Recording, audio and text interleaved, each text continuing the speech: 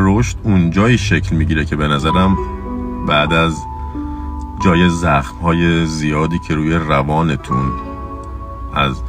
روابط بلا تکلیف مونده، شما با تک تک سلول هاتون به این نقطه میرسین که گاهی اوقات تنها بودن بهای مراقبت کردن از خودتون و داشتن یک یا دو آدم امن و با کیفیت توی زندگی خیلی خیلی بهتر از کمیت و تعدد روابطیه که چیزی به شما اضافه نمیکنه جز دور کردن خودتون از خود واقعیتون.